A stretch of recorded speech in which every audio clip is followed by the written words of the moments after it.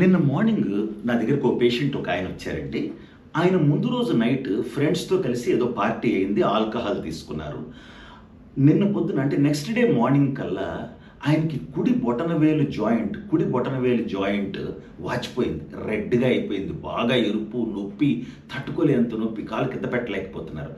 దీన్నే acute govt అంటాం దీన్ని.